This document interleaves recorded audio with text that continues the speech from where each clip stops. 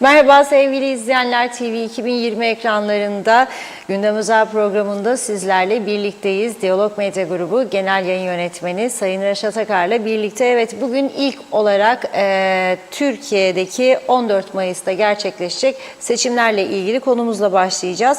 Evet, Kuzey Kıbrıs Türk Cumhuriyeti'nde yaşayan Türkiye Cumhuriyeti vatandaşı seçmenlerin 9 Mayıs'a kadar 13 gün boyunca 3 ayrı merkezde oy kullanabilecekleri açıklandı. Detaylarını konuşacağız. Kuzey Kıbrıs'ta ise tek sandalye için 25 Haziran'da seçim yapılması ilişkin karar bugün resmi gazetede yayımlandı. Tek sandalyeli seçim için devletin kasasından 25 milyon lira çıkacağı belirtiliyor ve bu durum sert tepkilere yol açıyor. Konuşacağız. Konuyla ilgili Maliye Eski Bakanlarımızdan Sayın Birikim Özgür canlı yayınımıza telefonla bağlanacak. Bir başka önemli gündem konusu da Bakanlar Kurulu kararı çerçevesinde Kuzey Kıbrıs Türk Cumhuriyeti'ne girişlerde turistlerin sigortalanması zorunluluğu. Bu konuda alınan karar da resmi gazetede yayınlandı, fakat hem turizmciler hem esnaftan ciddi tepkiler var. Esnaf ve Zanaatkarlar Odası Genel Koordinatörü Sayın Hürrem Tulgay'la da bu konuyu ele alacağız. Son olarak da hatırlayacaksınız, dün 3 eski siyasetçimizin görüşlerine yer vermiştik.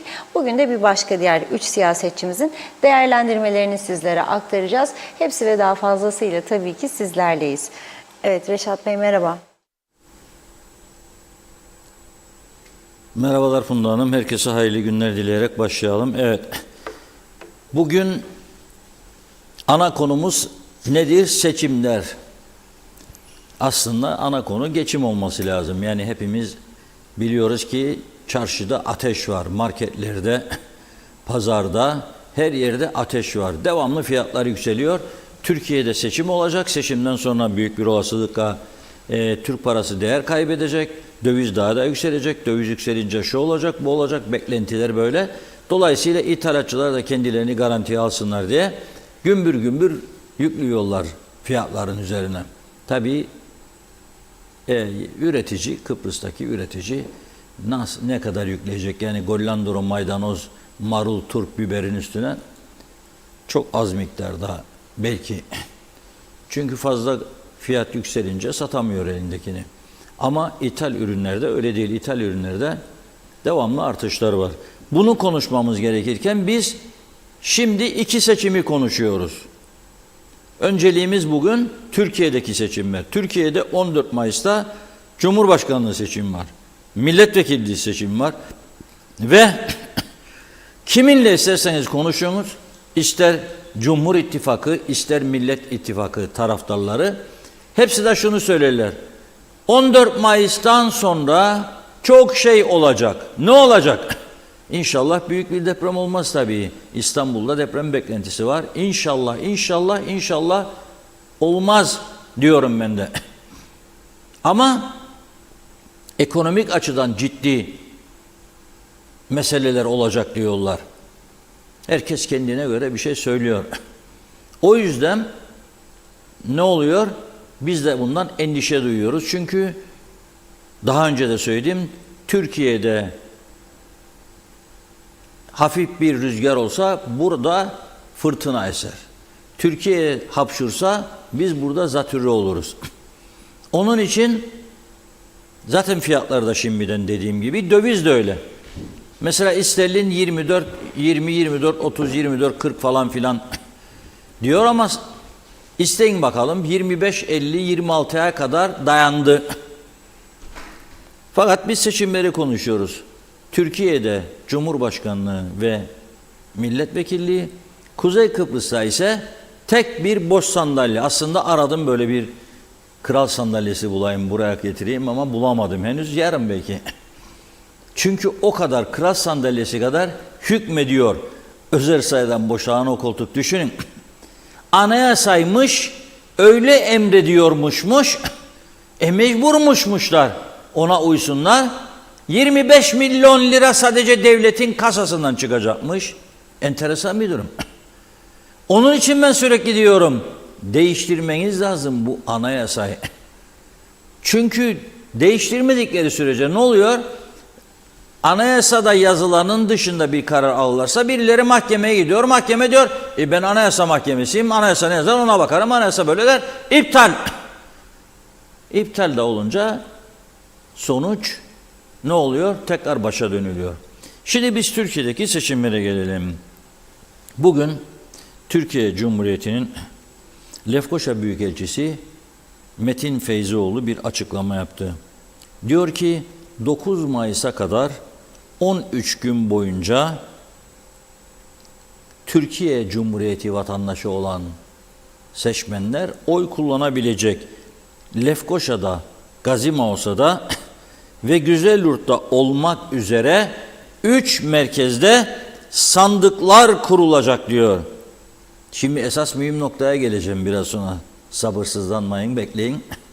Soğuk bir su içmenizi tavsiye ederim. Bulunsun masada. Ne olur ne olmaz. Feyzioğlu diyor ki herkesin birbirinin hakkına, hukukuna saygılı olduğu bir seçim geçireceğimizden hiçbir şüphem yok diyor. Soruyor kendisine, seçmen sayısı kaçtır diyor Kuzey Kıbrıs Türk Cumhuriyeti'nde.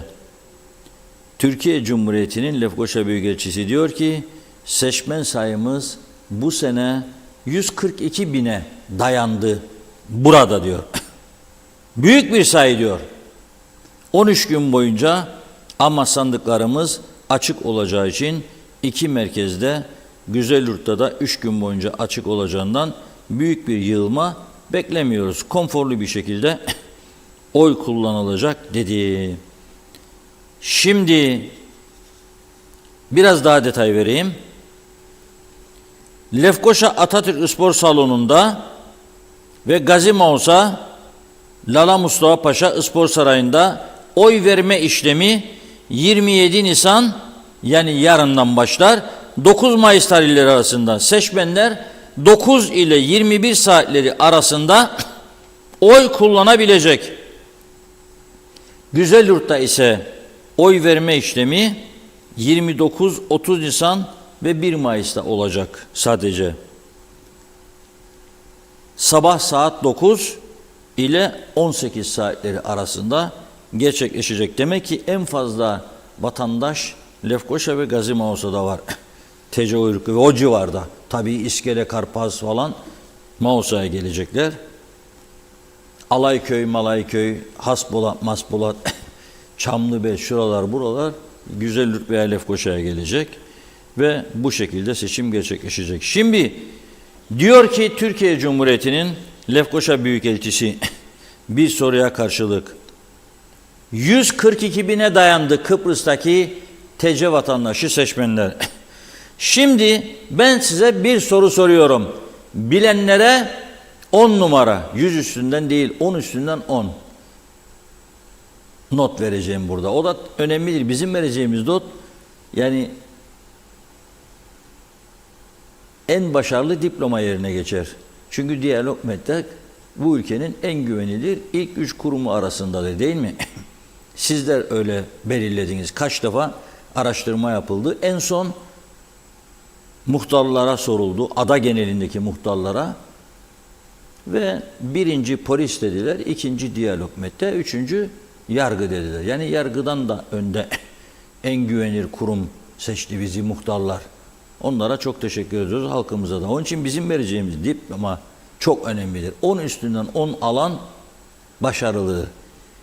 5 yıl önceki seçimlerde Kuzey Kıbrıs'ta oy kullanan TC vatandaşlarının sayısı kaçtı?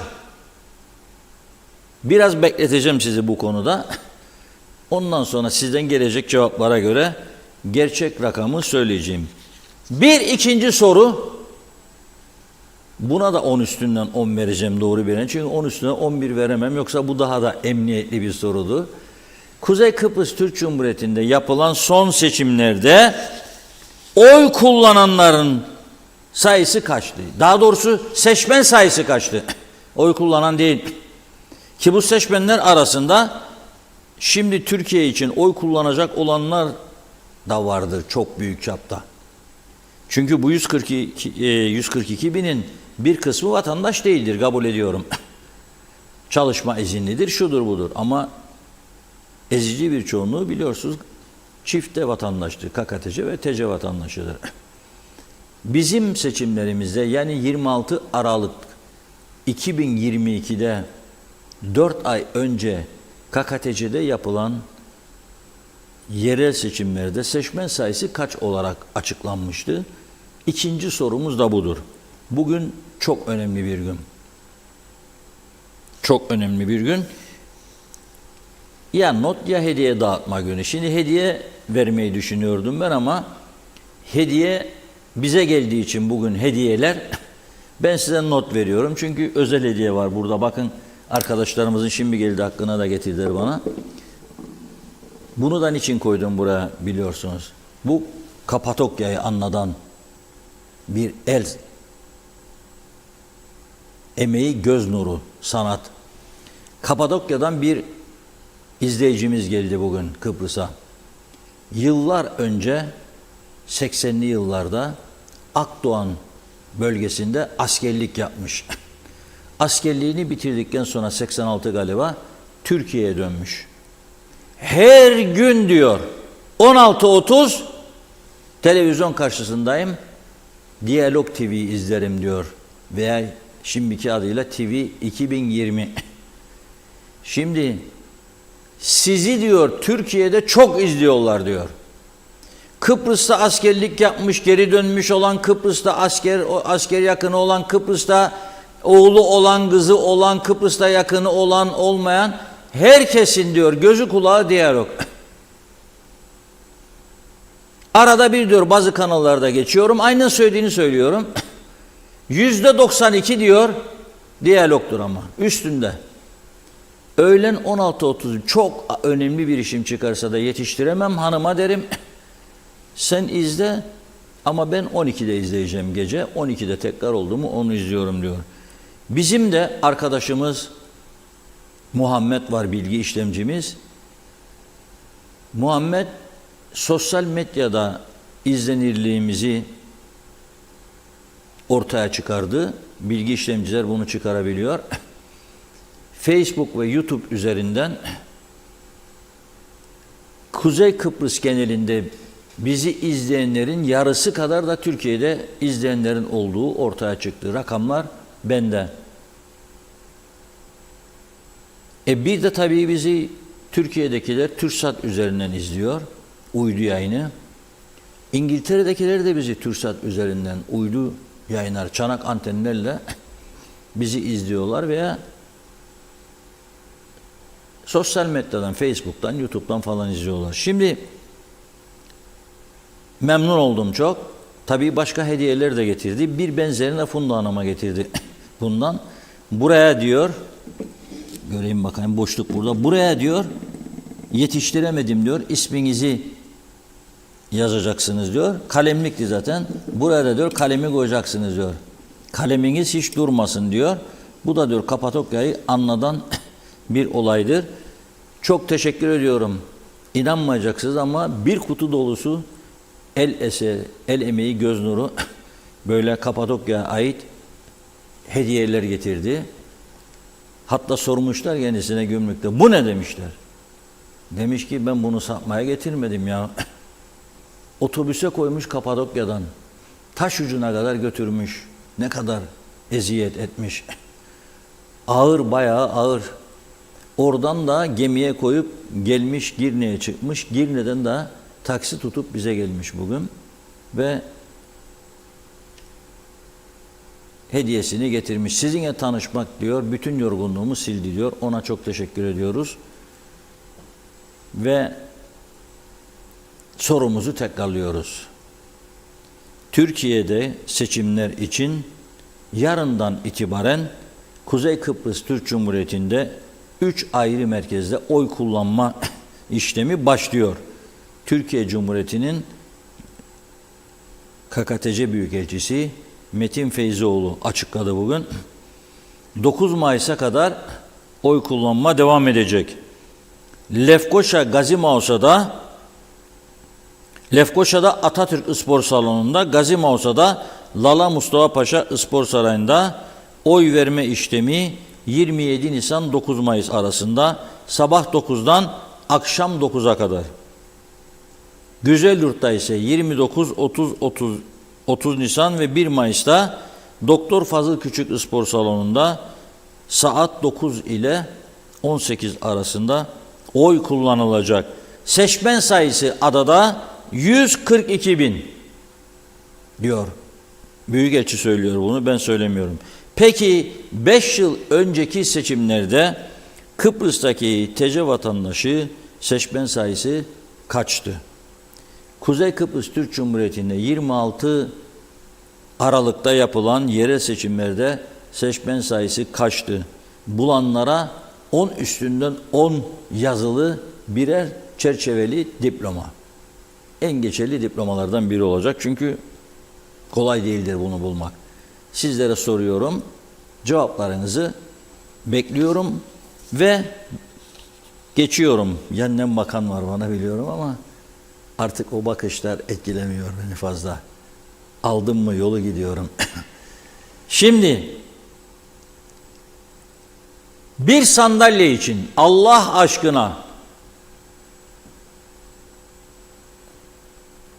ara seçim, ya o daha 26'sında seçimleri vardı. 6 ay 1 yıl ezildik elindik. Yok mu 28, 8 mi, 10 mi, 12 mi, 14 mi, 16 mı? Olurdu olmazdı. Vallahi yanardı, memleket giderdi. 18'de yaptık seçimi. Büyük paralar harcandı. Ben Kuzey Kıbrıs'ın bu kadar zengin olduğunu bilmezdim, hiç düşünmezdim yani. Çok büyük paralar harcandı. Allah'a şükürler olsun biz de iyi reklam parası aldık yani bu seçim. Lider gazete olmanın avantajı görüldü. Şimdi Kudret Özersay meclisten istifa etti, devlet 1 milyonu kurtarsın diye bir senede. O işin şakası.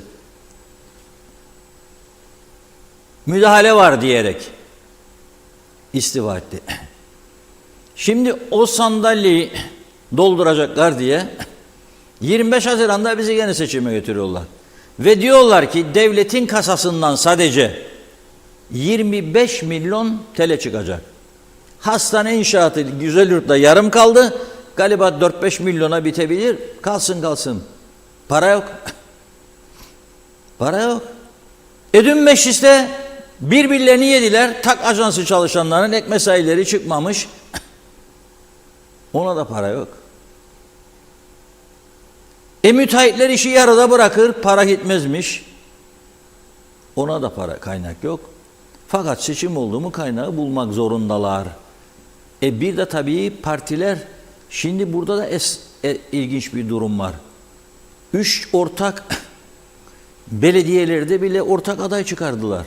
Şimdi bir milletvekili için ayrı ayrı yarışacaklarmış. Bunda da ben bir koku seziyorum.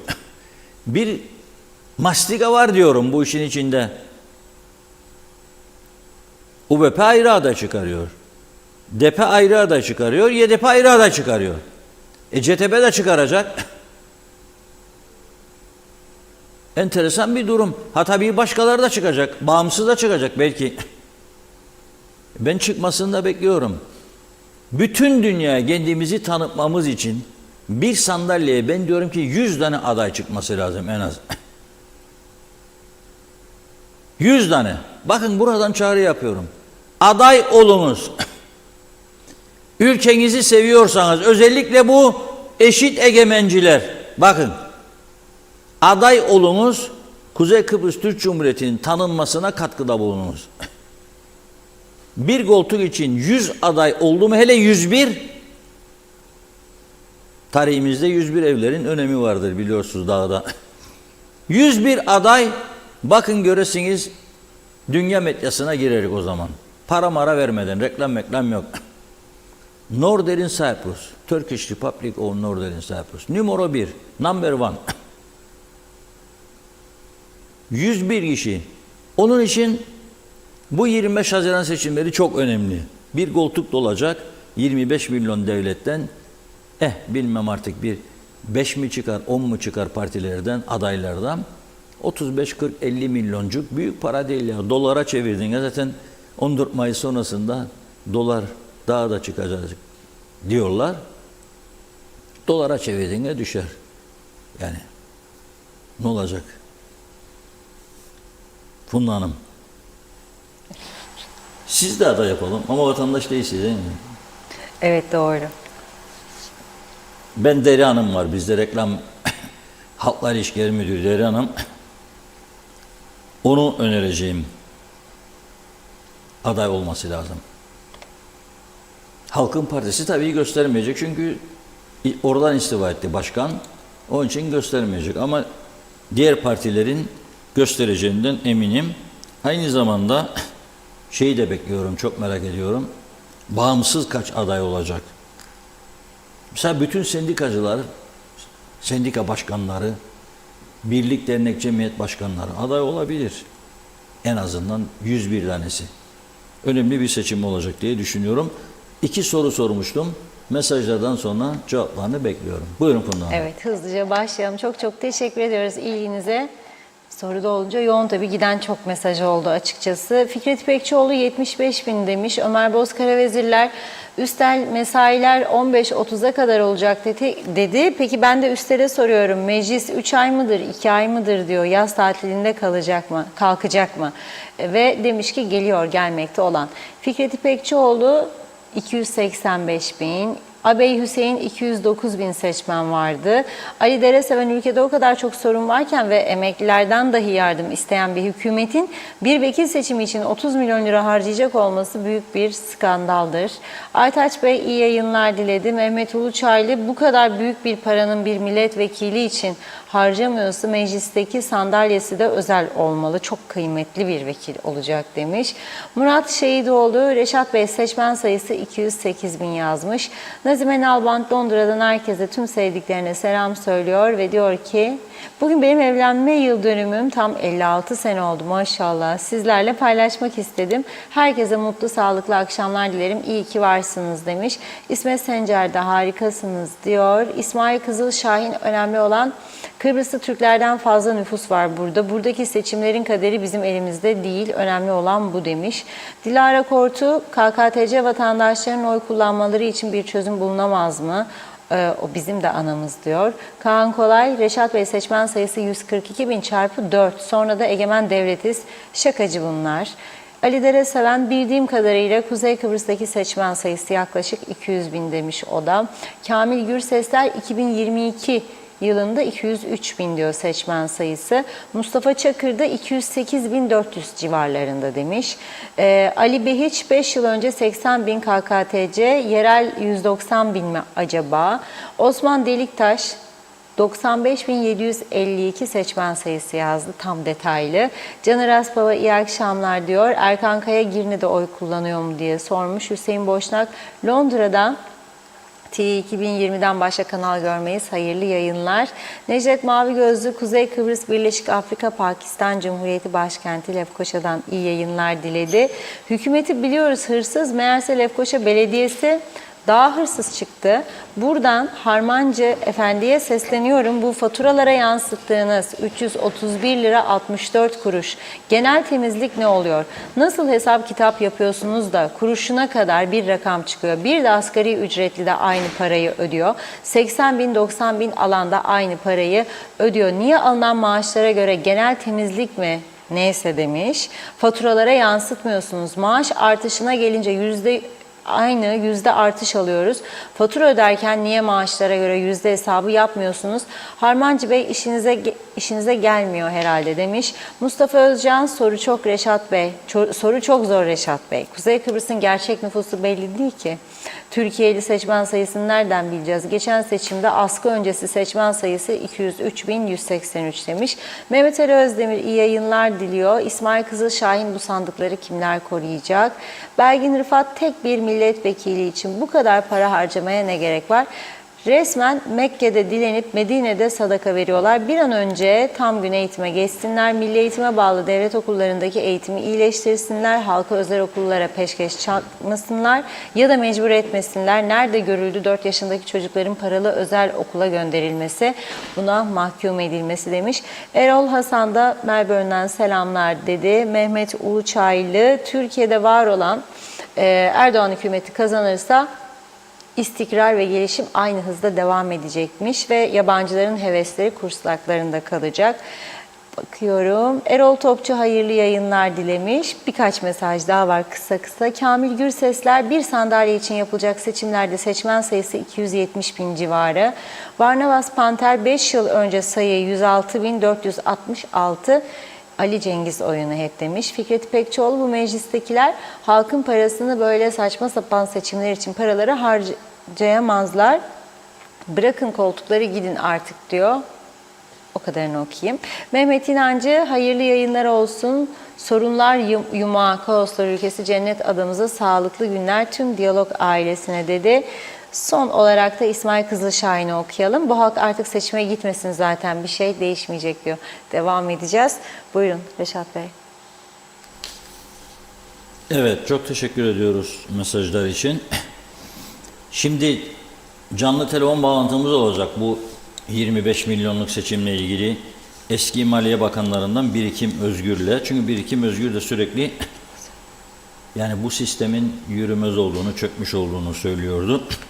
Şimdi ben size soru sordum. Zor falan diyenler oldu soru. Aslında zor değil. Bir önceki seçimde, yani 5 yıl önce Türkiye'deki seçimler için oy kullananların sayısı şu anda 142 bin diyor Büyükelçi. Bir önceki seçimlerde 106.446 seçmen vardı. 106.446. Yaklaşık 36.000 artış gösterdi TC vatandaşlarının sayısı burada. Ha, bu TC vatandaşlarının tümü KKTC vatandaşı mı? Değildir. Çünkü öğrenciler var, işçiler var ama işçi sayısının azaldığını biliyoruz. Demek ki hem öğrenci veya vatandaş veya deprem sonrası göçler nedeniyle burada yaşayan TC uyruklu insan sayısında önemli artışlar var. 142 bin. Halbuki bir önceki seçimde 106.446. Kaynak Türkiye'nin resmi Anadolu Ajansı. Ben uydurmuyorum yani. Anadolu Ajansı'nın verilerine göre 5 yıl önceki seçimde Kuzey Kıbrıs'ta seçmen sayısı Türkiye Cumhuriyeti vatandaşı 106.446 idi. Şimdi bugün Türkiye Cumhuriyeti'nin Lefkoşa Büyükelçisi açıklıyor. 142 bin. Peki 26 Aralık KKTC yerel seçimlerinde Yüksek Mahkeme Başkanı veyahut da Yüksek Seçim Kurulu Başkanı Sayın Narin Ferdi Şefik'in açıkladığı rakam neydi seçmen sayısı? Onu da bilemediğiniz basit bir soruydu bu aslında. 208.236. KKTC genelindeki seçimlerde seçmen sayısı 208.000, KKTC'de yaşayan TC'li seçmen sayısı 142.000. No comment diyorum ben. Yorum yok. Yorum sizde. Herkes kendi yorumunu yapsın. Hazır mı Birikim Bey? Evet, eski Maliye Bakanlarımızdan Sayın Birikim Özgür hattımızda. Merhaba, hoş geldiniz yayınımıza. Merhabalar, hoş bulduk. Selamlar Birikim Bey. Merhaba, merhaba. Nasılsınız? İyidir, sağ olun. Şimdi tabii bu ülkenin birçok harcaması var. Yani mesela fazla mesailere 1 milyara yaklaşacak bu sene diyorlar. Bu tartışma konusu olmuyor hiç. Ne bileyim işte mahkemelere de mesele yok deyip kapatılan dosyalar, rüşvet, yolsuzluk, suistimal 100 milyonlarca euro, o da kapadı. Ona da kimseler bir şey söylemiyor. Ama şimdi gündem bir sandalye için yapılacak seçimde 25 milyon liralık harcama. önemli mi? Bana göre de bir vatandaş olarak önemli ve gereksiz diyorum ben de. Yani yani bir milletvekili daha istifa ederse, yarın bir seçim daha önümüzdeki yıl, bir daha ederse bir daha 25 gidecek. Siz bunu eski bir Maliye Bakanı olarak özellikle bu ekonomik kriz içerisinde nasıl değerlendiriyorsunuz? Ve bu anayasa bu şekilde devam etmeli mi? Reşat Bey, öncelikle bu 25 milyon TL'yi kim hesapladı ben bilmiyorum. Yani bu belirtilen meblağ doğru mudur, yanlış mıdır bir teyit edilmesi gerekir. Bana yüksek geliyor açıkçası. Ancak büyük bir ihtimalle geçmişte yapılan seçimler üzerinden yapılan bir hesaplamadır. Ama bunun bir miktarı seçimde görevlendirilecek kamu personeline yapılan ödemelerken bir miktarı da örneğin işte kullanılan kağıt, baskı maliyetleri vesaire gibi unsurlardır. Ama bir kaynak bu iş için kullanılacak ve attığımız taş, ürküttüğümüz kuşa değecek mi?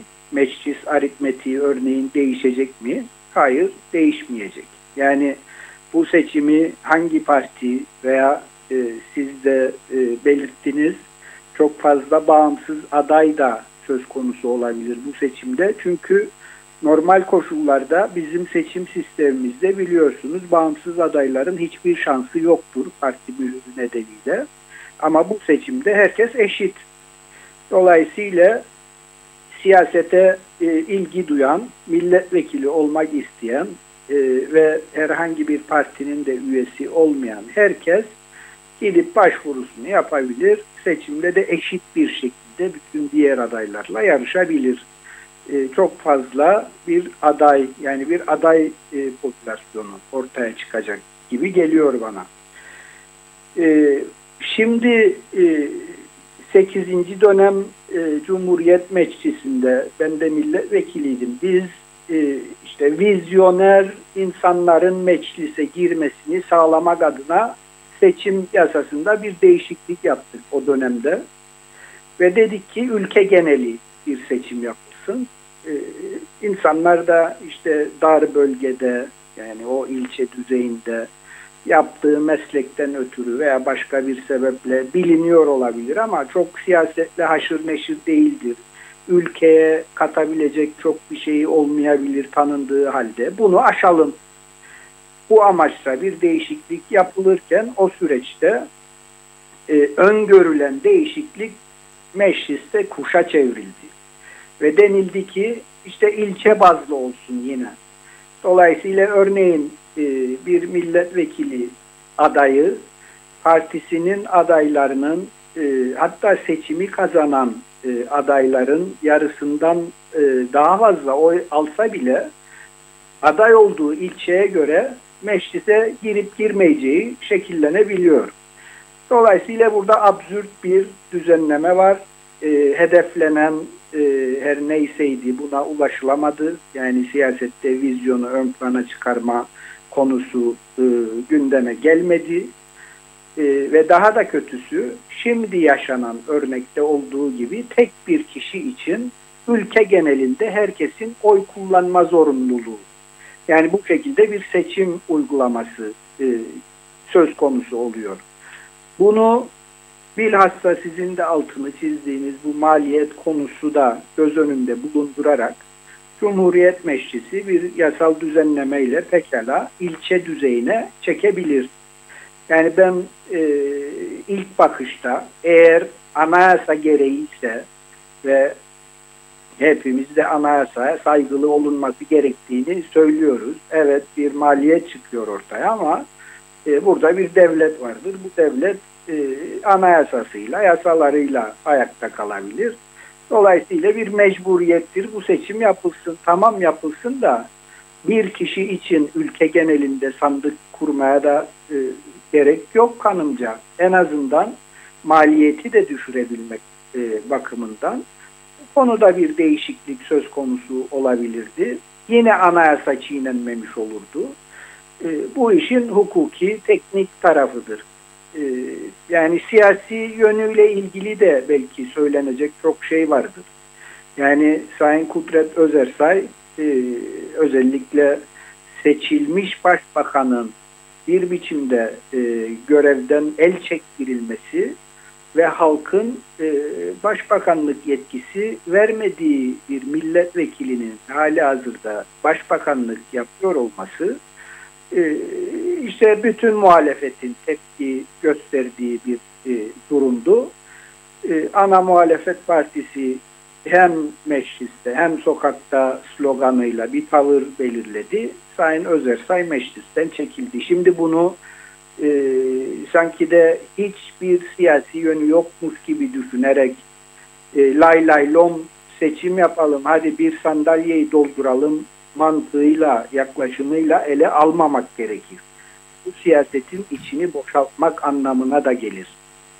Dolayısıyla bu noktada bilmiyorum. Yani zaten halktan kopuk bir siyaset var ülkemizde. Bu konuda bu paralelde seyrediyor. Bugüne kadar bu şekilde bir süreç yaşandı gibi hissediyorum ben şahsen. Evet. Tabii bir de şu var. Dıştan bakıldığında ben bugün 3 Kıbrıs Rum'la tesadüfen karşılaştım bir yerde, Türk tarafında yani. Dediğim seçim vardı bizde gene deyince, dedi bana maskara ligi oldu bu iş dedi. Bizde de dedi devamlı tatil dedi, Paskalya dedi 4 gün 5 gün kapalı, sizde bayram 4 gün 5 gün kapalı. Ne olacak bu Kıbrısların hali diyor, tatili de çok severik diyor. Ama dedim siz seçimi bizim kadar sevmezsiniz dedim. Bak sizde 5 yılda bir olur. Bizde dedim her sene 26 Aralık'ta vardı. Şimdi 25 Haziran. Ondan sonra Türkiye'deki seçimden sonra diyor bazı çevreler burada erken seçim zorlanabilir. O biter, ondan sonra Cumhurbaşkanlığı biter, tekrar belediye. Yani hemen her sene bir seçim. Anayasa meclis çoğunluğu bir karar alıp da bu boş sandalyeyi doldurmayı genel seçimleri erteleyemez miydi? Yok, böyle bir imkan yok mu sizce? Erken seçim kararı alınması halinde bu ara seçimi yapmama şansı olabilirdi Cumhuriyet Meclisi'nin. Yani erken seçimi de hemen şimdi değil, işte Aralık'ta, yıl sonunda yapacak şekilde bir karar üretseydi meclis, bu ara seçimi yapmak zorunda kalmazdık. Zaten ana muhalefet Cumhuriyetçi Türk Partisi'nin yaklaşımı da bu çerçevede oldu. Hazır hükümetle ilgili bir takım ciddi meşruiyet tartışmaları varken gelin bir erken seçim kararı alalım, yıl sonu itibariyle ülkeyi seçime götürelim. Yani bu pisliği temizleyelim bir anlamda, kaba tabirle. Hem de bir milletvekili için ara seçim yapmak zorunda kalmayalım gibi bir yaklaşım ortaya koydu CTP. Bence mantıklı bir yaklaşımdı. Ha şunu diyebilirsiniz, erken seçim olsa ne olacak? Yani bakın, burada önemli olan şey şu, bunlar da biz de tatili sevebiliriz. Efendim, Kıbrıslı Türkler seçim yapmayı çok sever. Doğrudur. Hoşumuza gidiyor o süreçleri yaşamak bizim. Ama siyasetin de demokraside bir maksadı vardır. Seçimlerin bir maksadı vardır. Bir şeyleri değiştirmek, ülkeyi hem idame ettirmek, hem işte geleceğini inşa etmeye dönük projeleri gündeme getirmek vesaire gibi. Şimdi Avrupa gündemini takip etmeye çalışıyorum ben. Mali kurallarla ilgili reform aşamasına geldiler. Pandemide biliyorsunuz kamu borçları çok arttı Avrupa ülkelerinin. Bununla ilgili tıpkı o 2008-2009'daki gibi katı mali kuralların uygulanacağı yeni bir reform sürecine giriliyor. Bu oylanacak ve büyük ihtimalle bütün AB üyesi ülkeler bu yeni katı mali kurallara göre kamu borçlarını öngörülen oranlara çekmek için bir takım reformlar yapmak durumunda kalacak. Biz bakın seçimi bile mali yönüyle tartışmıyoruz. Ama bu mali yapıyı nasıl toparlarız? İşte ülkenin acil ihtiyaç duyduğu alanlarda nasıl hızlı bir takım reformları hayata geçiririz diye bir siyaset de çok fazla konuşmuyoruz açıkçası. Dolayısıyla her gün seçim de yapsak, her pazar seçim de yapsak, eğer amacına hizmet etmeyecekse bu seçimler, yani o okullardaki fanfare'lar gibi, okullardaki mütamereler gibi bir meseleye dönüyor iş. Halbuki burada siyaset konuşulması lazım. Ülkenin önünü açmak adına ne yapılabilir? Yani bu ön plana çıktığı zaman siyasi yorum da yapılabilir. Ara seçim olsa bile, yani erken seçim yapılmasını istedi. CTP olmadı. Mecburen aday da gösterecek örneğin. Eğer bu ara seçim sürecinde, yani sürüklene erken seçime de gidilecek belki bu sürecin sonunda, ama ara seçim sonuçları da burada bir etken olacak. Yani örneğin hezimete uğrarsa mevcut hükümet partileri, bu bir işaret fişeği olacak. Ve bu süreçte ülkenin önünü açacak politikalar da gündeme getirilirse, halk hadi hemen erken seçime gidelim de ülke artık düze çıksın diye konuşmaya başlayacak. Tabii siyaset dünyası da, Kıbrıs Türk halkı da bir tarihe kilitlendi. Reşat Bey, 14 Mayıs'a, siz de programın başında tartıştınız biraz. Kıbrıs'taki seçmen sayısı bağlamında bile olsa 14 Mayıs'a kadar herkes öyle sessizce diyelim hesap kitap yapacak, plan programını yapacak. 14 Mayıs'tan sonra göreceksiniz Kıbrıs siyaseti bir anda şenlenecek, renklenecek, herkes ininden çıkacak ve belli bir politika doğrultusunda sesini yükseltecek. O nedenle belki de 14 Mayıs tabii ki bizim açımızdan çok önemli bir ülke Türkiye ve orada çok ciddi bir seçim yapılıyor. Evet. Belki de doğal da karşılamak lazım. Bu Kıbrıslı Türklerin izleme moduna geçmiş olmasını.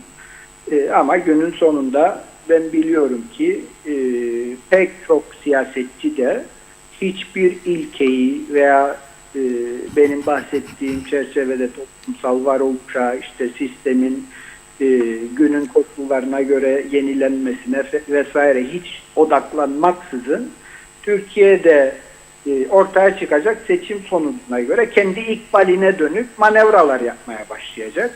Bu da beni çıldırtan bir nokta. Yani Kıbrıs Türk'ü bunu çok da hak etmiyor, işin doğrusunu isterseniz. Evet. Yani siz diyorsunuz ki 14 Mayıs'tan sonra Kıbrıs'ta da çok şey değişebilir. Mutlaka, mutlaka. Yani Öyle bir takım hareketlenmeler olacak diyorsunuz. Çünkü tabii canım, yani Türkiye'den de etkilenerek burada uygulanan günübirlik politikaların artık cılkı çıktı. Yani bu sürdürülebilir değil ki. Yani bizim de aktif siyasette olduğumuz dönemde tanıdığımız Türkiye, tanıştığımız işte siyasiler, bürokratlar, Avrupa Birliği gibi neredeyse sürdürülebilir bir yapıya dönüp bize öneriler yapan insanlardı. Şimdi baktığımızda bir farklı ortam var Türkiye'de. Türkiye açısından da sürdürülebilir değildir. Bizim açımızdan da hiç sürdürülebilir değildir. Bunun sonu gelir, illaki gelecek bir biçimde. Yani kim kazanırsa kazansın seçimi, o başka bir dava. Evet, çok doğru. Ben de 14 Mayıs'tan sonra birçok şeyin değişebileceğini düşünüyorum. Farklı şeyler, yani kim kazanırsa kazansın Türkiye'de, o nedenle söylemiyorum. Kim kazanırsa kazansın Türkiye'de, burada da önemli siyasi ve ekonomik gelişmelerin yaşanacağını düşünüyorum. Çok teşekkür ediyoruz Birikim Bey, sağ olun. Ben teşekkür ederim. İyi yayınlar. Evet. Yani eski deneyimli Maliye Bakanlarımızdan biriydi Birikim Özgür. Genç ama oldukça dinamik bir performansı vardı. Çok objektif görüşler ortaya koyuyordu. Kendi partisinin mensuplarının bile zarar görebileceği veya olumsuz etkileneceği konularda da karar alabildiğini göstermişti görev yaptığı sürece. CTP'den çıkmış olmasına rağmen CTP'yi de eleştirmesini, uyarılar yapmasını bilen bir siyasi kültürü var. Şimdi iki sorumuzu, onun için 10 üstünden 10 veremedim kimseye.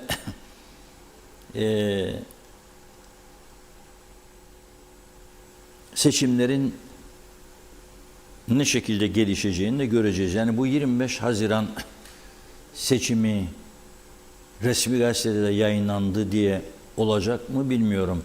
Çünkü seçim yasaklarını 30 güne çektiler. Yani 27 Mayıs'a kadar seçim yasağı yok. Dolayısıyla 27 Mayıs'a kadar seçim yasağı da olmayacağı için 14 Mayıs sonrasında KKTC Meclisi oturup yeni bir karar da alabilir. Yani o gün 14 Mayıs sonrası olacak gelişmeleri birlikte izleyeceğiz. Benim burada tavsiyem kimsenin panik yapmaması, soğukkanlı bir şekilde gelişmeleri izlemesidir. Çünkü dönem şimdi fanatizm dönemi değildir. Dönem şimdi saldırı dönemi değildir. Bir tarafa zarar vereceğim diye donkişotluk yapma dönemi değildir. Dönem sağduyulu hareket etme dönemidir. Çünkü Türkiye bizim için çok önemlidir.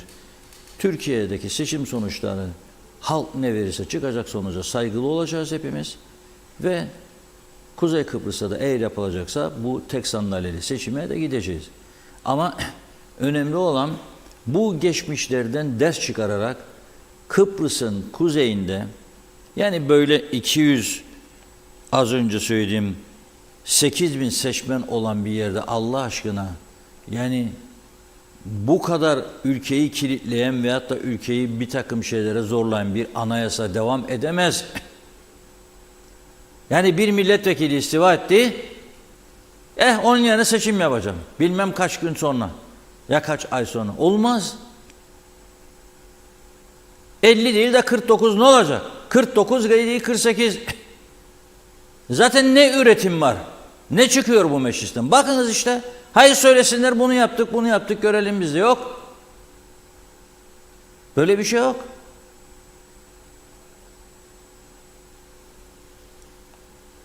Anayasa ve yasalar değişmelidir. Bu şekilde biz götüremeyiz bu işi. Evet Funda Hanım. Evet. Allah aşkına diye bir ses duydum. Ben hani kime Allah aşkına? Biriyle mi konuşuyordunuz? Bana fırsat mı verin diyor. Anladım. Yani mesajlara geçelim diyorsunuz. Evet çok var. Hemen hızlıca başlayalım sevgili izleyenler. Belgin Rıfat diyor ki ben olsam Kudret Bey'in yerinde memleketimi ve halkın refahını düşünen biri olarak görevime geri dönüyorum derim ve o koltuğa geri otururum. Gerçek milletini seven biri öyle yapar demiş. Mehmet Uluçaylı, evet Mehmet Uluçaylı seçime harcanacak 25 milyonla hastane okul iyileştirilebilir. Gereksiz bir seçim.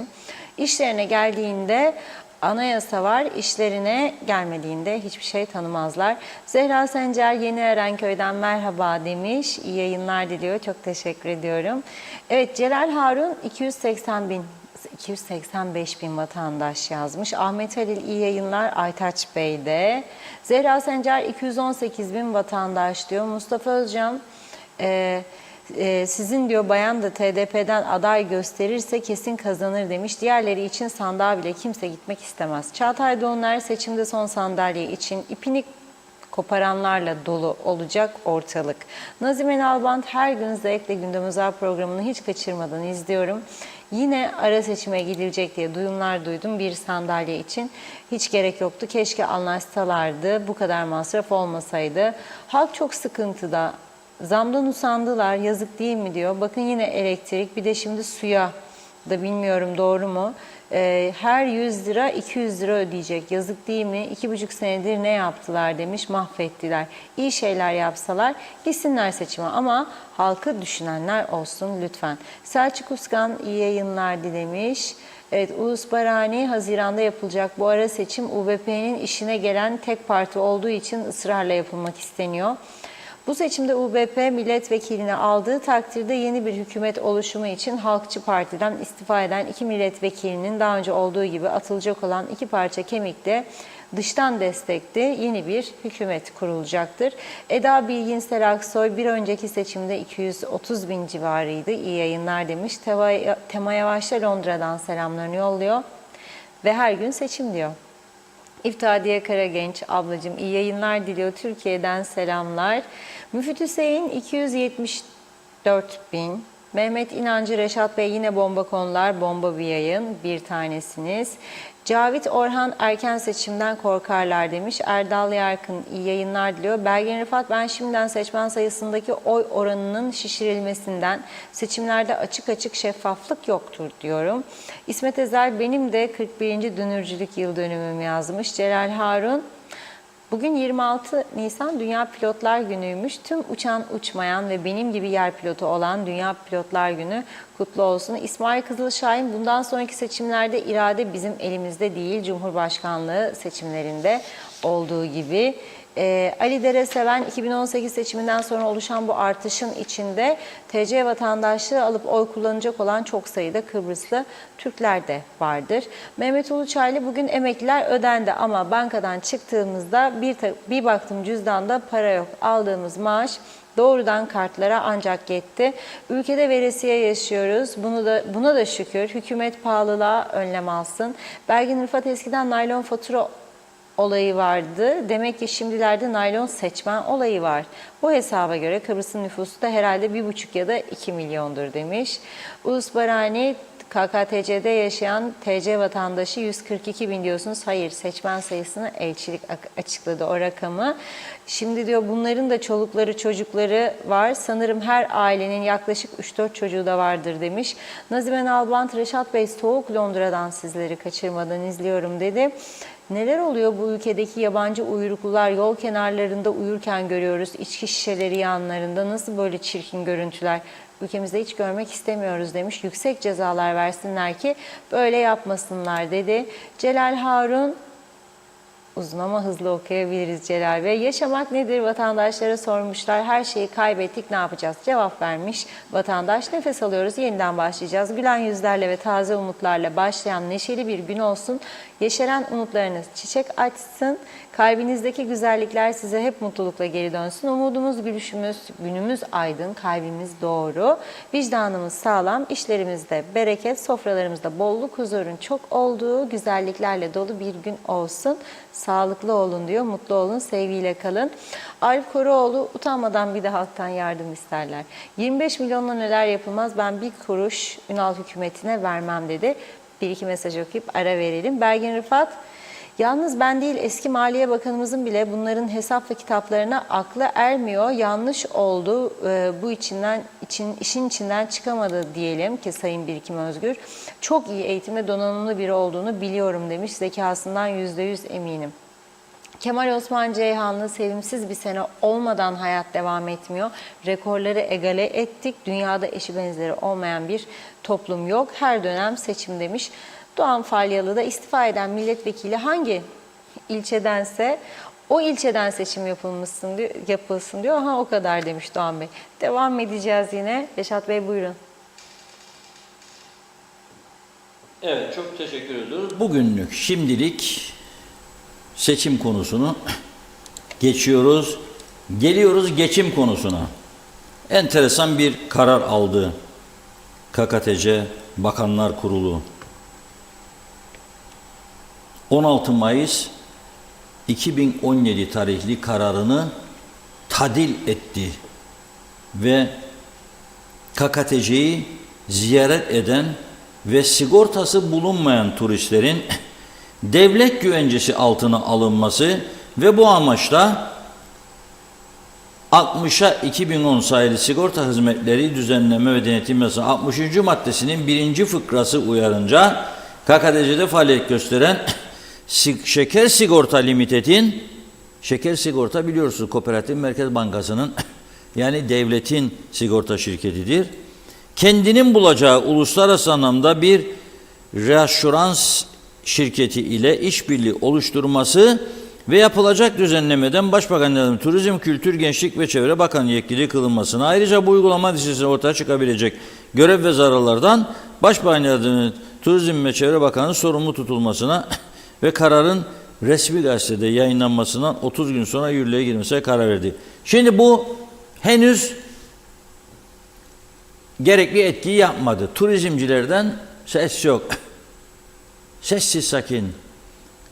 Ticaret odasından bir şey yok. Daha tam anlamadılar gibi. Ama bazı kesimler ciddi uyarılarda bulundu. Mesela bunlardan biri de Kudret Özersay, okudum, kısa bir paylaşım yaptı. Başka paylaşım yapanlar da var. Bizim turiste en fazla ihtiyaç duyduğumuz dönemde anlaşılan şu ki bu karara göre ister havaalanından, ister deniz limanından, ister kara kapısından geldiği mi turist sigorta yaptıracak. Bu para verecek. Yani geleceğim ben bir günlüğüne, 6 saatliğine, 5 saatliğine, 3 saatliğine Kuzey Kıbrıs'a da ekstra sigorta parası vereceğim. Bu zaten zor getirdiğimiz insanların ayaklarının kesilmesine yol açacak. Hele bir de Rumları da yabancı görmeye kalkarlarsa da zaten 5 euro bir yükleme yaptılar araç sigortalarına. Bir de turist sigortası kişisel sigortaya yüklemeye kalkarlarsa bu iş durur. Durunca ne olur? Bu soruyu kime soracağız?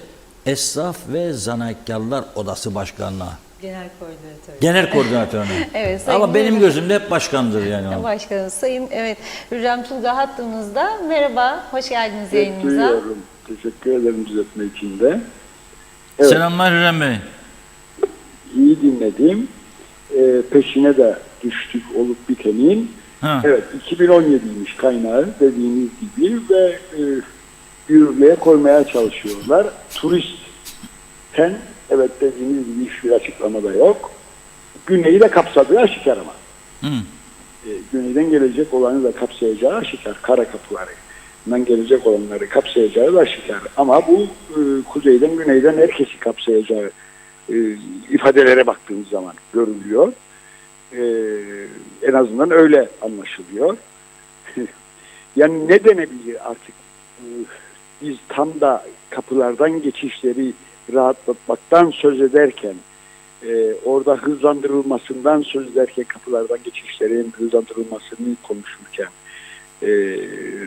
düşünün Temmuz, Ağustos aylarında kuyruklar oluşuyor, yaşlı insanlar geçiş yapmaya çalışıyor ve biz bir kimlik kartıyla bile geçişlerde eziyet çektiriyoruz. İnsan hakları ihlali yapıyoruz. Ve ekonomik boyutu da diğer taraftan geriye dönüp gidenler, bu eziyeti çekmek istemeyip de terk edenler sıraları ve geçiş yapmayanları da gözlerimizle görüyoruz bir taraftan. Ve son zamanlarda sıkışıklık giderek de artıyor. Kapılarla ilgili biliyorsunuz kaç kez rahatlatacağız sözleri olduğu halde bu rahatlamaya ilişkin bir emare de ortada yok. Ne yollar çoğaltıldı, ne de kabin sayısı çoğaltıldı, ne de istihdam yapıldı bu konuda doğru dürüst. Hatta eksikler tamamlanamıyor bile. Ve şimdi de bir ay içerisinde de yürürlüğe girecek bir karar alınıyor. Resmi gazetede yayınlamak suretiyle. Yeni bir uygulama sigortalanacak. Yani para istenecek gelecek olanlardan. Ses tam gelmedi. Alo. Olumsuz etkileyecek değil mi bu bize gelen turistler? Nasıl olumsuz etkileyecek? Şimdi böyle bir uygulamayı dünyada duyan oldu mu bir kere? Dünyada böyle bir uygulama olabilir mi bir kere? Kaldı ki bu isteğe bağlı olabilir. Seyahat ettiğiniz zaman bir yerlere biliyorsunuz. Evet, isteğe bağlı olur. İsteğe bağlı olarak yaparsınız. Mesela ben Önceden Vereling'i Londra derim. Giderim Londra'ya. Girerken bana İngiliz demez var mı senin Aynen turizm öyle. sigortan diye. Aynen öyle. Ve bu uygulamanın şimdi hayata geçirildiğini Reşat Bey hep beraber düşünelim. Geliyor insanlar kapıya dayanıyor, girecek değil mi? Ne yapacağız yani orada? Geç şu sigortaya veya şu kabine ve bir de sigorta işlemi mi yap diyeceğiz. Kaldı ki nerede görüldü böyle bir uygulama? Ülkemize geliyor, gezmeye geliyor, sizin kültürel varlıklarınızla buluşmaya geliyor, otelinize geliyor, para harcamaya geliyor sonuç olarak ve siz diyorsunuz ki ülkeme geldiğin için para öde diyorsunuz. Doğru. Hangi gerekçeyle isterse olsun. Hangi gerekçeyle isterse olsun ve nasıl bir mantıktır bu? Bu nasıl gerekçelendirildi tabii? Nasıl gerekçelendirildi? Ya da hangi sahiple bu yapıldı? Lütfen birileri duyuyorlarsa da bunu izah etsin bize. Evet. Ulaşmaya da çalıştım. Siz bu izahatı isteyecek misiniz Esnaf ve Zanaatkarlar Odası olarak? Bu korkunç bir şeydir zaten. Bu yani kapılardan geçişlerin özellikle rush hour dediğimiz saatler işte 4-5 saatlerinde ve sabah geçişlerdeki eziyeti bilen kişi olarak, bilenler olarak böyle bir uygulama gerçekten hangi üründür bunu biliyorsunuz, hiç çekinmeden sorabilecek durumdayız ve mutlaka da gerekçelendirmelerini isteyeceğiz. Onun ötesine geçip de gerekçelendirmezlerse de bile o zaman bizim yerle bir mandrayla mı mandranın içerisine koyma gibi bir politikadır bu. Deme noktasına gelmek de istemiyoruz açıkçası ama yani bilemiyorum. Hakikaten rahatsız mı olunuyor buraya gelişlerden, buraya misafirlerin uğramasından, turistlerin gelmesinden rahatsız mı oluyorlar diye sormamız gerekecek diye düşünüyorum. Öyle bir soru akla geliyor açıkçası. Hem biliyorsunuz değil mi Reşat Bey? Özellikle son hükümetle birlikte en çok konu olan, gündem olan kapılardaki geçişler oldu. Evet tabii Nitekim tabii. ekonomik örgütlerle birlikte de bir protokol imzalandı. Düzenlenmesiyle ilgili ve geçişlerin rahatlatılmasıyla ilgili. Hatta onun ötesine geçildi. Afra tafra atıldı. Kapıların daha çok çoğaltılması gerektiği noktasında mutabık kalındığı da açıklandı. Ama bütün bunlar yapılmadığı gibi yani zor muydu bütün bunları yapmak? Siz de vardınız değil mi? O imzalar atıldığında özel Yoktuk. ekonomik Allah'tan kuruluşlara verildi yetki, kapılar gelişir. Allah'tan da yoktuk ama daha sonra da ortak olduk. Yeniden gündeme getirelim dedik. Ve gerekirse yapalım. Bir biçimde yapmak zorunda olduğumuzu söyledik. Çünkü biz dahil değildik. O zaman imzalanırken sonradan duyduk. Ama daha sonra da ortak olduk diyeceğim. Yürümesi gerektiği noktasında da tavır aldık hatta. Ama bütün bunlar olmuyor iken ve sadece sözde kalır iken ve kimse dönüp de iyileştirme noktasında adım atmaz iken düşünün, kabin sayısını bile artıramıyoruz. Kabin sayısını bile, istihdam sayısını bile artıramıyoruz. Ki herkes de biliyor ki şu anda turizmin daha doğrusu tek gelir kapısı neredeyse olur. İnşaatı saymazsak gelir kapısı olan neredeyse güneyden kara kapılar. Evet, kara kapılar. Doğru. Evet. Yani bunu söylediğimde şimdi bir yanlış mı yaparım bilmiyorum ama görünen de o. Maliye de bundan nemalanıyor. Vergisini de alıyor. Hatta fazla verdiğini de öğüne de söyleyebiliyor. Doğru. Peki ne bütün bunlar? Gerçekten izahı nerede? Ama siz mesela hatırlarım ben 2003-2004 yıllarında lokmacı açılsın diye her gün ön saflardaydınız. Şimdi bu Mausa kapısı için hiçbir hareket göremiyorum sizde de. Bayrakları ele alıp barış için ileri falan derdiniz o zaman. Şimdi yok. Ne oldu sizde de? Bir şey mi oldu? Hiçbir şey olmadı Reşat Bey. Gerçekten ne zaman yürüyecek kapıya Mausa'ya doğru? Evet. Mesele burada. Ne zaman yürüyecek Mausa kapısına? Yalnız o mu? Şu anda biliyor musunuz? Gerçekten geçiş kapılarının yeni kapıdan öte geçiş kapılarının rahatlatılması gerektiğinin herkes farkında. Ve bunun çok da mümkün olabileceğinin herkes farkında.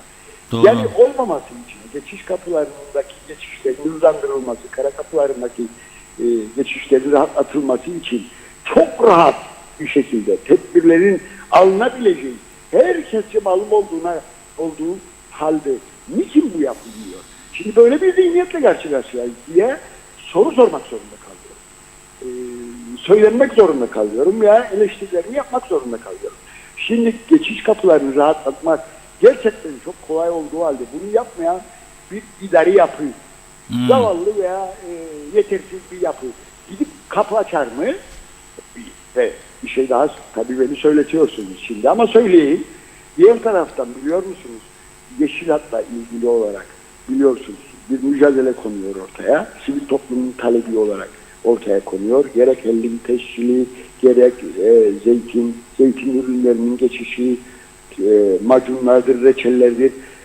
Bu konuda girişimleri bile masaya koymaktan aciz bir yapıyla karşı karşıyayız, biliyor musunuz? Bu yapı durup da şimdi geçiş kapılarının artırılması noktasında bir tavır içerisine girer mi? Girer mi? Gerçekten girer mi? Burada işte toplumun artık o duyarlılığını ortaya koyması, esnaf zanaatkarlardan başlayarak turizm çevrelerine kadar sesimizi giderek daha çok yükseltmemiz, geçiş kapılarının rahatlatılması noktasında tavır alışla birlikte yeni kapıların açılmasına kadar bu mücadeleyi ileriye götürmemiz lazım. Evet, çok doğru. Ve krizde siz çok yakından izliyorsunuz, biliyorsunuz da artık kriz yeni bir kriz. Ama nasıl bir kriz? Salgından bu yana. 2018'den bu yana zaten durmadan krizleri yaşıyoruz. Kronolojiyi çok ortaya koymak istemem. Salgını yaşadık akabinde, biliyorsunuz. Daha sonra gündeme gelen Ukrayna-Rusya savaşı oldu. Oradan çok kötü bir şekilde etkilendik. Derken depremi yaşadı bu toplum. Ve bölgemiz tabii ki Türkiye'mizle birlikte. Ve bütün bunların olumsuz etkilerinin yaşandığı bir ortamda düşünün, hala daha yürüyen bir şey, nefes aldıran bir olay, maliyeye artı kazandıran bir olay, ayakta kalan esnafımızın en büyük kaynağı ve iş yerlerimizin en büyük kaynağı kara kapılarıyla ilgili olarak da hala daha atalet içindeyiz. Hala da kapı açmıyorlar, mevcut kapıların genişletmesini yapmıyorlar. Yapmıyoruz. Bir de bana şimdi İstihdam ceza yapıyoruz, getirecekler. kadın Gelenemiş sigorta yapacakmış da Evet. yapmazsam, çünkü herhalde şeker sigortanın biraz ekonomik durumda zayıflama vardır, güçlendirelim falan filan. Çünkü oraya da galiba epey alan yığdılar seçimlerde. Şimdi demek bir eksik kalıyor. Evet. Korona günlerinde yapamadıkları bir uygulama vardı. Yani hazırlanırlardı. Gelen turistlere bir de falaka çekmemiz lazım. Ne için geldiler buraya? Evet yani. Hazırsanız 5-10 tane falakada ben aldırayım size, vereyim bütün kapılarda. Koysunlar falakayı. Geldin ha sen Kuzey Kıbrıs'a, altınlarımızı mı çalmaya geldiniz? Bassın ver Allah Allah falaka. Aslında bir falaka var ortada, biliyorsunuz. Saatlerce beklemek durumunda kalıyorsunuz çoğu zaman. Biliyorsunuz değil mi bunu? Ve Temmuz-Ağustos aylarında bu gerçekten bir işkenceye dönüşüyor. Bu Adamın falaka ayağının altı yanıyor. Terlik giyerek geliyorlar zavallılar. 60 derece betonun üstü, asfaltın üstü Araslaş Çarşısı'nda. Evet ve bu Beklet kendini bir saat şeyde polis sırasında. Ne bu Kuzey Kıbrıs'a? Bu da falaka gibi bir şey yani. Evet, aynen öyle. Ve biz bu konuda mutabık kaldığımız halde adım atmıyorsak eğer, yani bilemiyorum ama bu acaba dileğin sizin dediğiniz gibi olmasıdır ya. Şeker sigortanın zorda kalmasından dolayı böyle bir karar alınmasına ben minnet duyacağım. Yo vallahi Ama ben itfaiyeyi götüreceğim oraya. Gelenin geçenin ayağına su sıksın. Evet, iş o noktaya geldi. İş o noktaya geldi ama evet, yani söylenecek söz Çok. neredeyse yok. Çok ama bir akşam biz geleceğim ben oraya, o Aras'ta, hatırlarsan o eski günler gibi. Evet, birlikte Orada uzun uzun konuşalım geldimle. Evet, Tamam Mürem Bey.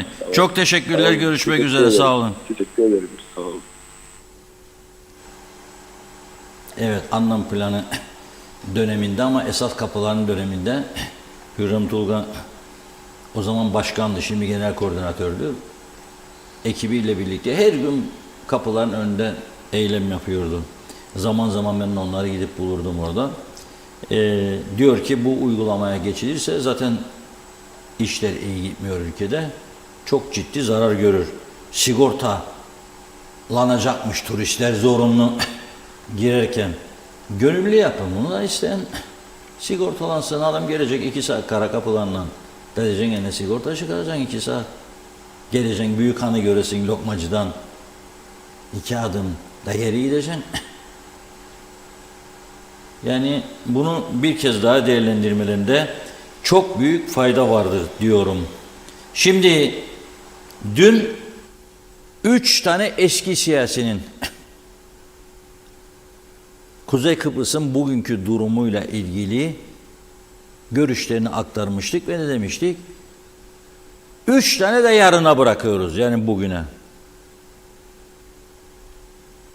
Başlıyoruz eski Meclis Başkanı Sibel Hanım'dan. Sibel Hanım diyor ki, Kuzey Kıbrıs'ın en önemli sorunu bence diyor, yönetim yetersizliğidir diyor. Bir de diyor elektrik konusu. Elektrik konusu bu şekilde devam edemez. Kuzey Kıbrıs'ta yaşam kalitesi sürekli düşüyor diyor. Ve bu ülkede yönetim yetersizliği vardır. Kurumsal yapı ve etkin denetim şarttır diyor. Elektrik sorunu bu şekilde çözümlenemez. Kıbrıs'taki yıllardır yolsuzluklar, peşkeş ve rüşvetle duyuyoruz adını diyor.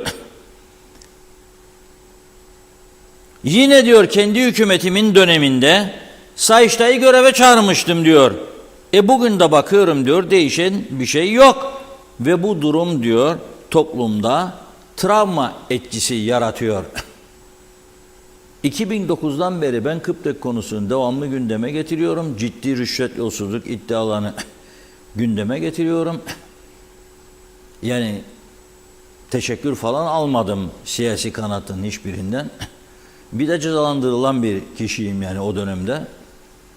Ama bugün bakın işte eski siyasilerden önemli bir insan, değerli bir insan. O da diyor ki bu Kıbrıs yüzünden diyor bu toplum travma yaşıyor diyor. Ergün Mehbi vardı. Ben hatırlarım CTP'den milletvekili olmuştu.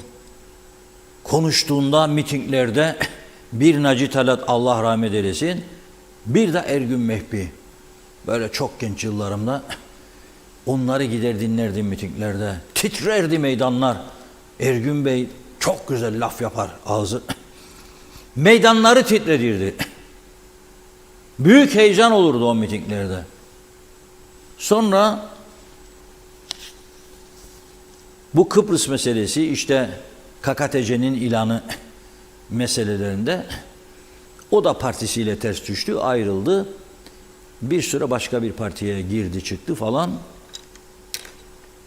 Orada da kendisine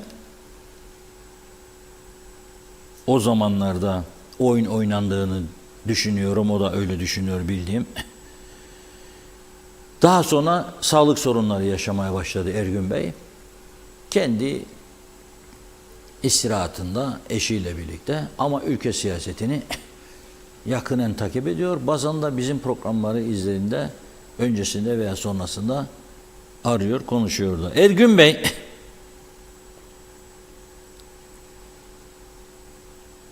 kendisine soruyor bizim arkadaşlarımız Özlem Hanım.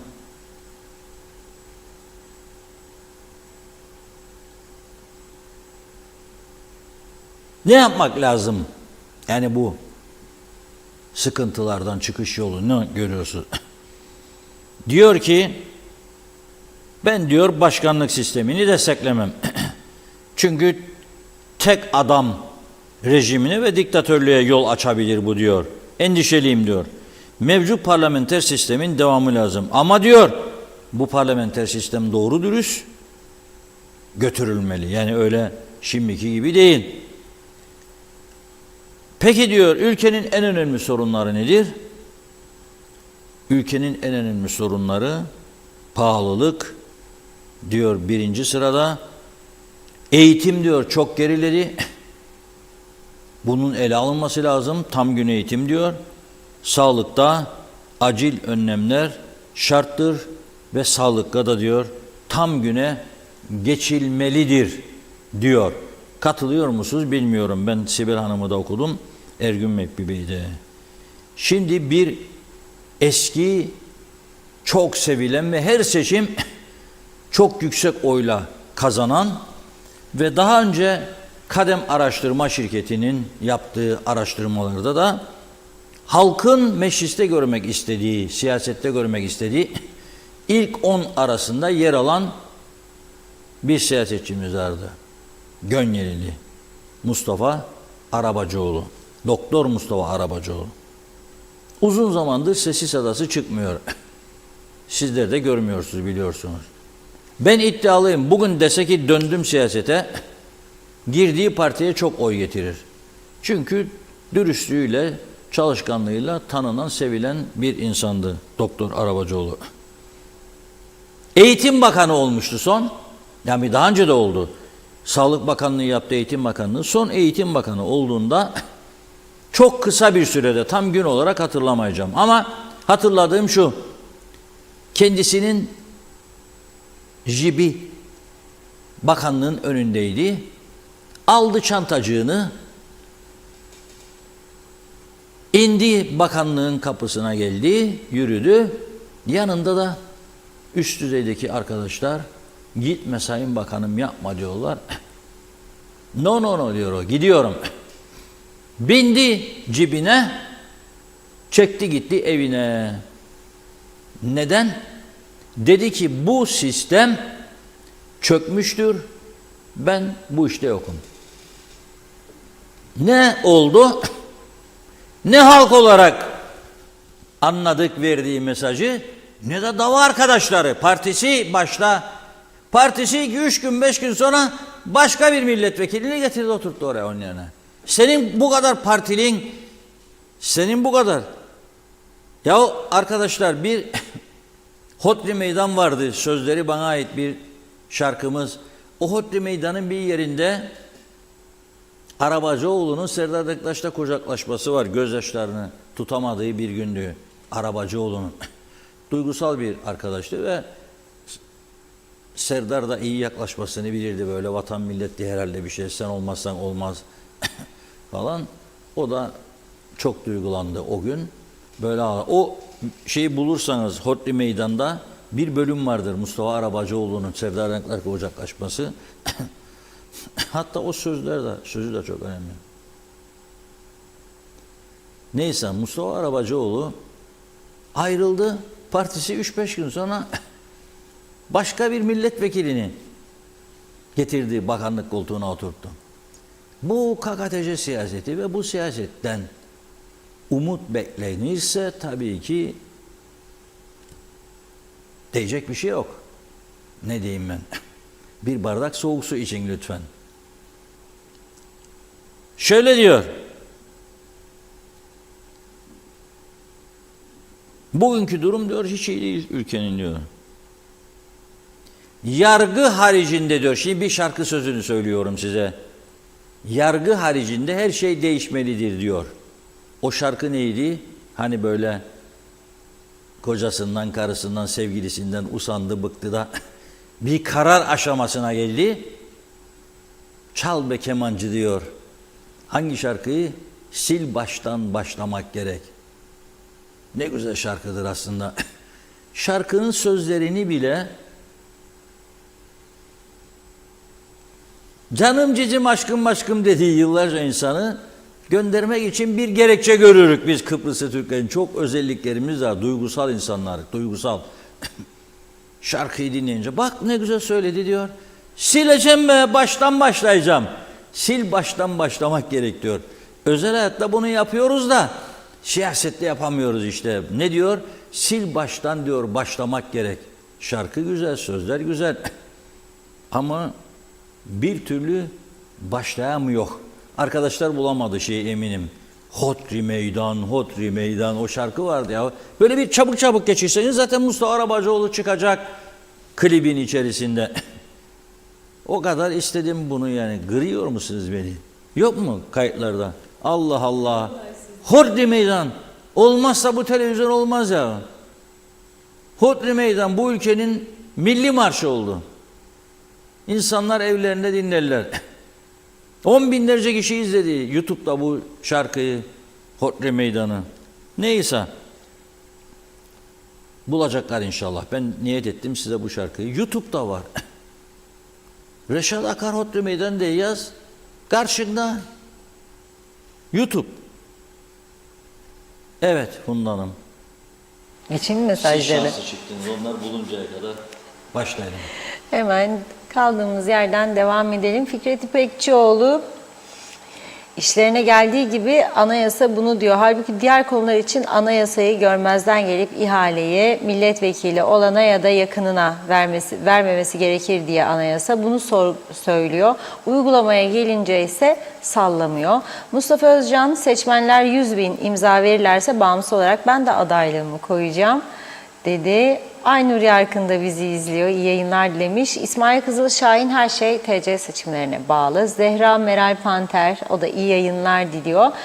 Evet, Mustafa Kemal Forever TRNC yazmış. Belgin Rıfat, online seçim yapsınlar. En azından maliyeti düşük olur. Nasıl olsa herkesin elinde bir akıllı telefon var. Yaşlı ya da telefonu olmayanlar da muhtarlıklar ya da aile fertlerinden yardım ederler. Hem katılma oranı yüksek olur hem de daha şeffaf olur demiş. Evren Pars, ben Almanya'dan Türkiye'deki seçimler için Kuzey Kıbrıs'ta yaşayan TC kökenlilerin yarısından çoğunun Erdoğan rejimine destek vermeyeceklerine eminim. Türkiye'de halk nelere katlanmak zorunda kaldıysa Kuzey Kıbrıs'ta aynı durumu yaşamak zorunda bırakıldı. Fikret İpekçioğlu, meclistekilerin dokunulmazlıkları kaldırılmalı diyor. Belgin Rıfat, kaç yıldır deklare edip durdukları devlete geçemediler mi? Hala daha olması olur. Ara seçim diye bir site kurarlar. Olur demiş. Evet, bakıyorum.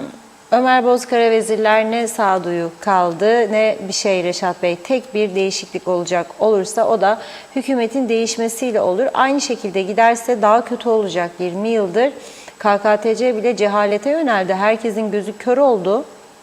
Büyük bir kısım yağlama peşinde diyor. Para, mal peşinde. Zeliha Adaman, iyi yayınlar demiş. Haşim Volkan, hayatın bir kuralı var, kaçan kovalanır. Mehmet Aslan, maalesef ve maalesef muhalefet partileri her fırsatta seçim diye bağırdı. Ülkede ne olacak? Seçilen çekilip sonra buralarda neden bağırıp duruyorlar boş boş? Ülkeyi önce sendika ağlardan kurtarsınlar. Sayar Aker, Londralılara selam olsun, ekmeklerinde tereyağı daha kalındır demiş. Mehmet İnancı, 2053 yılında ülkemiz parıldayacak diyor. İsmail Kızılşahin, bunların amacı başka, yakında kokusu çıkar. Handan Felek, hayırlı yayınlar diledi. Fikret İpekçioğlu, sigorta turistleri ama bunlar tam kafayı sıyırdılar demiş, şaka gibi. Mehmet İnancı, her geçen turiste bir karanfil verseler turizmde artış olur. İsmail Kızılşahin, bir tek becerdikleri yabancı nüfusun çoğaltılması. Acaba yeni protokolde mi var demiş. Selçuk Uskan, emekliler ödendi mi diyor. Selçuk Özenli, valla bunlar gene saçmaladılar. İnsanlardan kesinti yapmaya çalışırlar merdiven almak için. Evet. Oysa dertleri seçime para ayarlamakmış.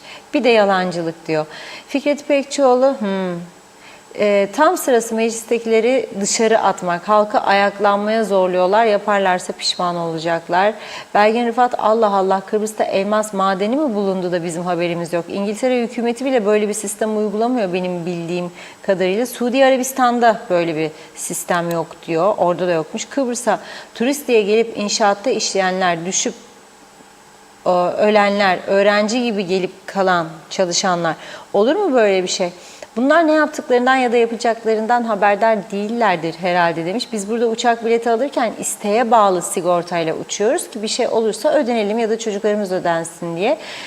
İnsanlar şahsi sigorta alırken sorulur neleri kapsıyor diye. Mecburiyetten olmaz bunlar. Kesinlikle ne yaptıklarını bilmiyorlar demişler. Evet, bakıyorum. Mehmet İnancı, bravo Hürrem Başkan, vekilliğe aday mısın bilelim dedi. Soner Adaş da, resmen hırsızlık, bana ne garanti veriyorlar, herhangi bir kazada masrafımı mı karşılayacaklar demiş. Şahin Özdil de, ayak bastı parası istiyoruz diyelim, yazıklar olsun demiş.